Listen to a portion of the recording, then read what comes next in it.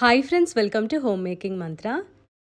ఇవాళ 16 శుక్రవారాలు కామాక్షి అమ్మ పూజ గురించి చెప్దామని అనుకుంటున్నా. 16 శుక్రవారాలంటే ఓన్లీ శుక్రవారం మాత్రమే ఈ పూజ చేసుకోవాలి, శుక్రవారం మాత్రమే నియమాలు ఫాలో అవ్వాలి. ఇది చాలా సింపుల్గా చేసుకోవచ్చు, నియమాలు కూడా ఎక్కువగా లేవు. పీరియడ్ వచ్చిన శుక్రవారాన్ని స్కిప్ చేసి ఆ తర్వాత నుంచి కౌంట్ చేసుకోవచ్చు.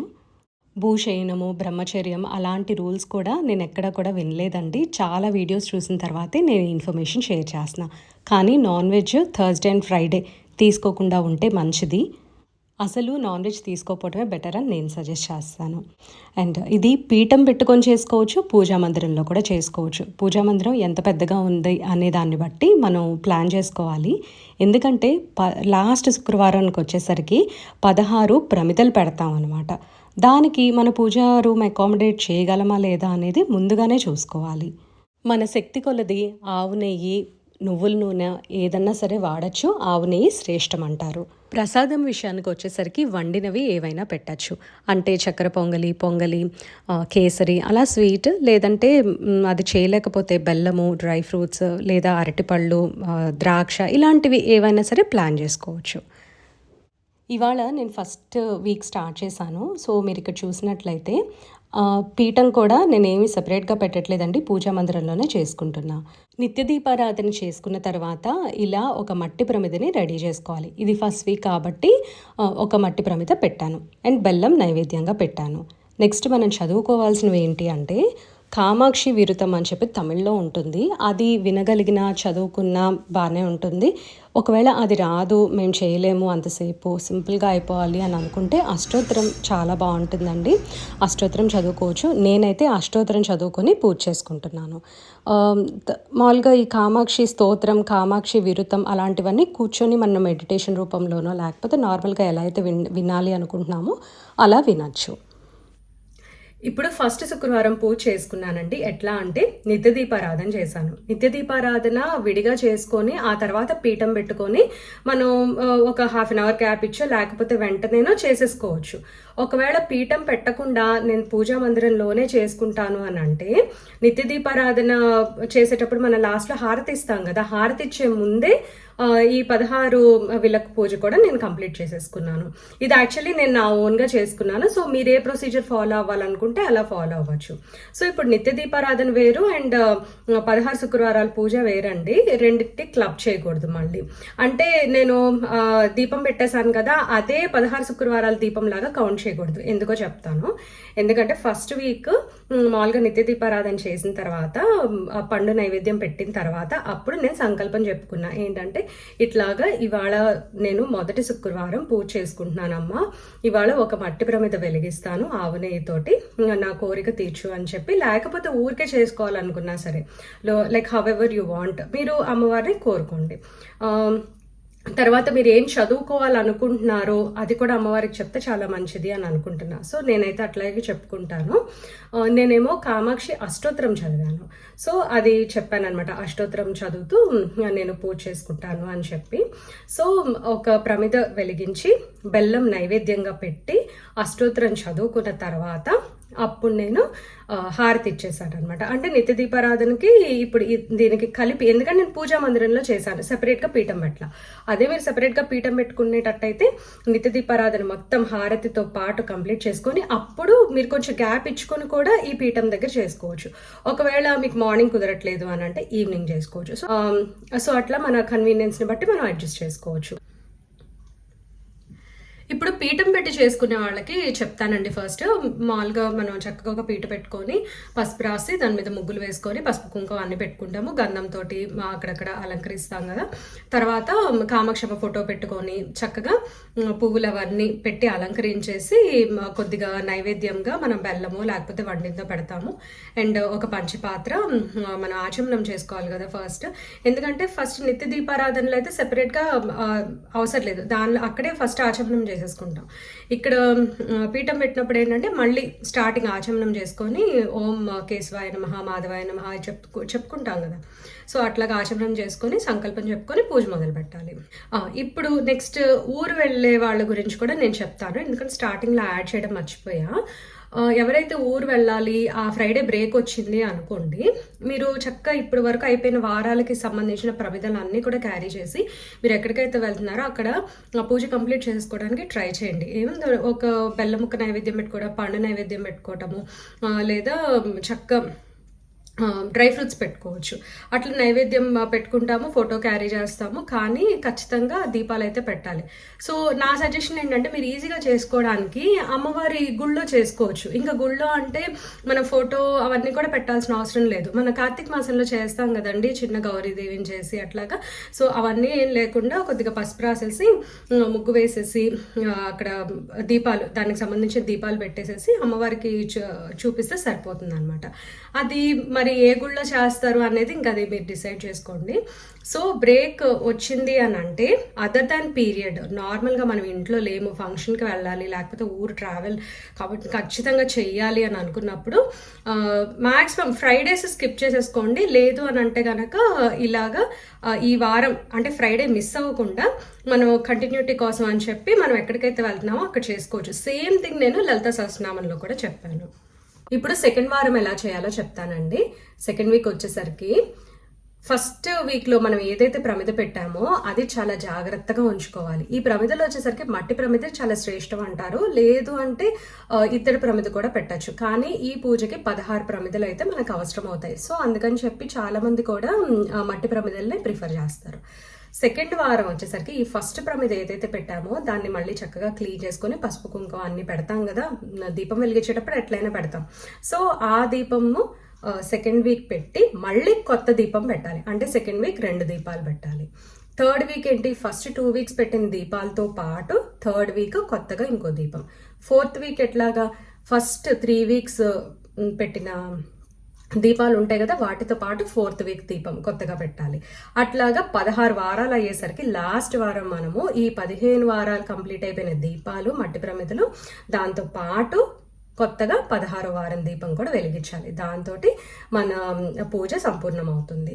అండ్ లాస్ట్ వీక్ మనం చక్కగా అంత బాగుంటుంది అనే నమ్మకంతోనే చేస్తాం కదా. లాస్ట్ వీక్ మనం మనకి ఇష్టమైతే కనుక ముత్తైదువులను పిలుచుకొని తాంబూలం ఇచ్చుకోవచ్చండి. మనకి అవైలబుల్ ఉండాలి కదా, కొంతమందికి కొన్ని కంట్రీస్లో ఉండే వాళ్ళకి అసలు కుదరదు, కొన్ని ప్లేసెస్లో ఉండే వాళ్ళకి అసలు సరౌండింగ్స్లో ఎవరు ఉంటారో కూడా తెలీదు. సో అకార్డింగ్ టు దట్ ఒక్కళ్ళని ఇద్దరినైనా సరే పిలిచి ఇచ్చుకుంటే మంచిది అని అనిపించింది. అండ్ యాక్చువల్లీ కొంతమంది అలా చేశారు కూడా, ఇవి నేను తమిళ వీడియోస్లో చూసానండి. అండ్ అట్లాగే మన తెలుగు యూట్యూబర్ ఒకరు సిరి కామకోటి అనే ఛానల్, నాకు ఎందుకో తెలియదు కానీ అది I came through that channel అనమాట. నేను అట్లా బ్రౌజ్ చేస్తుంటే ఒక వీడియో కనిపించింది. అయితే తను 16 విలక్కు కామాక్షి వ్రతం అని చెప్పి అంటే ఇది ఎక్కడా వినలేదు, అసలు ఏంటనేది చూద్దాము అని చెప్పి ఓపెన్ చేశాను. నాకు ఫస్ట్ పూజా ప్రొసీజర్ ఏంటంటే చాలా సింపుల్గా అనిపించింది అనమాట. అమ్మో అలా అనకూడదేమో నాకు తెలీదు మనం, కానీ అమ్మవారు పెట్టే పరీక్షలు అంతా ఇంత కాదంటండి. ఆవిడ చెప్పారనమాట ఆ వీడియోలో. సిరి కామకోటి అనమాట ఛానల్ పేరు, ఒకసారి సర్చ్ చేయండి, తన వీడియోస్లో ఉంది దీని గురించి. నేను ఫస్ట్ చూడటమే తన వీడియో చూసాను. అండ్ నాకు అర్థమైంది కామాక్షి అమ్మవారు అంటే ఖచ్చితంగా తమిళ వారు చేస్తారని చెప్పి. సో నేను ఇంకా చాలా వీడియోస్ వెతుకుతూ ఉన్నాను. అయితే అందులో ఏమో కామాక్షి విరుతం చదువుకోమని చెప్పి ఉందన్నమాట. కామాక్షి విరుతం వచ్చేసరికి ఏంటంటే మనకి నోరు తిరగదు ఒకటి, అది 16 minutes ఉంది. సో నాకు ఇంకా ఏం చేయాలో అర్థం కాలేదు. సరే తర్వాత సిరి గారిది ఫుల్ వీడియో చూసిన తర్వాత ఆవిడ చెప్పారనమాట అష్టోత్తరం చదువుకోవచ్చు అని చెప్పి, లేకపోతే స్తోత్రం చదువుకోవచ్చు అని.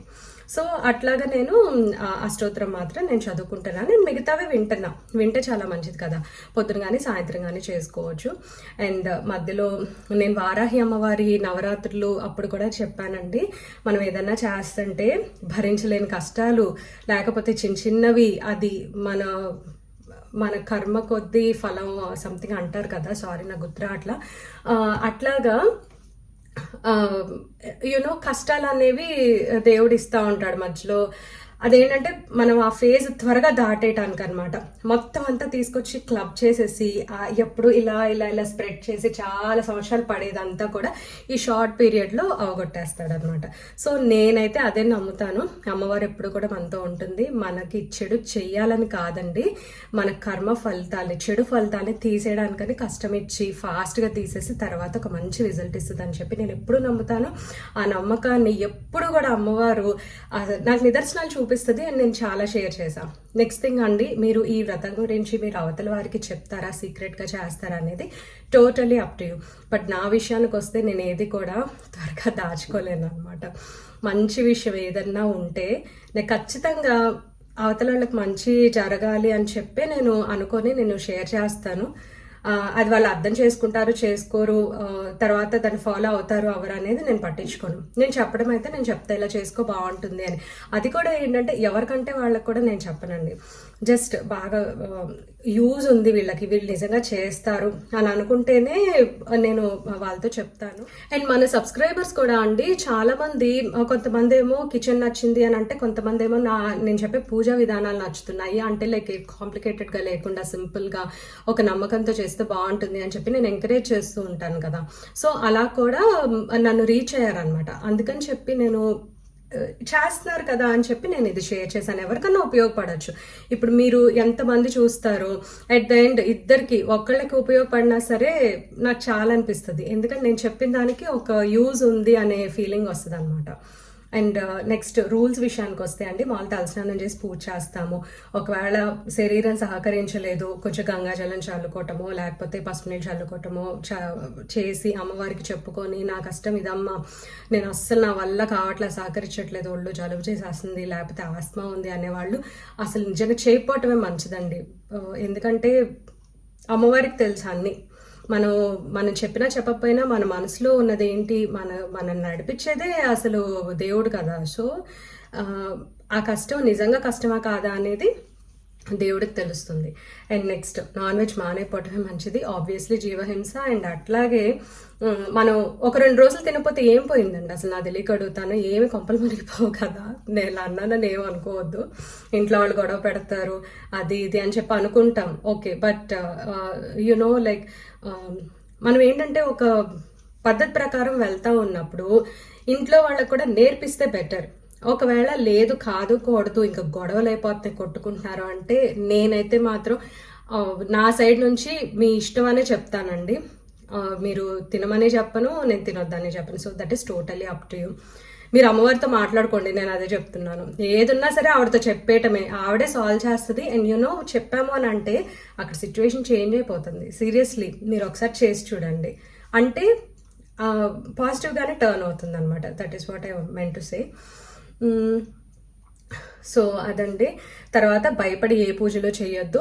అండ్ కోరికలతో అయితే చేయొద్దు. అమ్మవారి మీద భారం వేసి ఆవిడ మీద ఇష్టంతో ప్రేమతోటి చేస్తే మనకు కావాల్సింది రైట్ టైంలో అందుతుంది. మనం ఎంత గింజుకున్నా ఎంత మొత్తుకున్నా సరే మనకి కావాల్సింది మాత్రం తను చేయటం కాదు, తను మనకి ఏది మంచిదైతే అదే చేస్తుందండి. ప్రతిసారి నేను అదే అనుకుంటాను. అందరూ కోరికలు కోరేసుకొని మొక్కులు తీర్చేసుకుంటూ ఉంటారు, నేను అనుకున్నది ఎందుకు జరగదు అని. బట్ యునో నాకు ఖచ్చితంగా నిదర్శనాలు చూపిస్తుంది అనమాట. ఏదో ఒక విధంగా అది ఒకవేళ వద్దు అని అంటే దాని నెగిటివ్ ఎఫెక్ట్స్, అడ్వర్స్ ఎఫెక్ట్స్ నాకు తర్వాత ఎప్పుడొకప్పుడు తెలుస్తాయి. ఓకే మనం తప్పుకొని మంచి పని అయింది ఇలా అనుకుంటాం మనం. అది వెంటనే ఇన్స్టెంట్గా ఏదో మనకి ఈ బ్లింకిట్లు జెప్టోలు వచ్చినట్టు ఇన్స్టెంట్గా రిజల్ట్ అయితే రాదండి. It will take for ever అనమాట ఆ రిజల్ట్ అనేది. ఎందుకు, మనకి అవసరం అయితేనే ఇస్తుంది కాబట్టి మనకి ఆ టైం రావాలి, ఆ టైం వస్తేనే ఏదైనా సరే జరుగుతుంది. So this is what I want to say. ఇంకా ప్రసాదాల విషయం అవన్నీ కూడా నేను వీడియో స్టార్టింగ్లోనే చెప్పానండి. తర్వాత ఈ విలక్కులు మళ్ళీ చెప్తున్నాను. విలక్ అంటే దీపం అనమాట. మట్టి ప్రమిదలు కానీ ఇత్తడి ప్రమిదలు కానీ వాడుకోవచ్చు.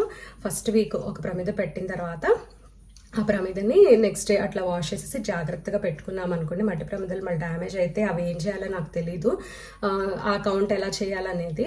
సో జాగ్రత్తగా పెట్టుకోమని నేను చెప్తాను, నేను కూడా చాలా జాగ్రత్తగా ఉండాలి. సో అది నెక్స్ట్ వీక్ యాడ్ చేసి కొత్తది మళ్ళీ పెట్టాలి. 2 వీక్స్ అయిపోయింది. మళ్ళీ 3rd వీక్ వచ్చేసరికి ఈ పాతవి 2, కొత్తది ఒకటి, మళ్ళీ 4th వీక్ వచ్చేసరికి ఈ పాతవి 3, కొత్తది ఒకటి, అట్లా 16 వీక్స్ 16 దీపాలు లాస్ట్లో పెడతామన్నమాట.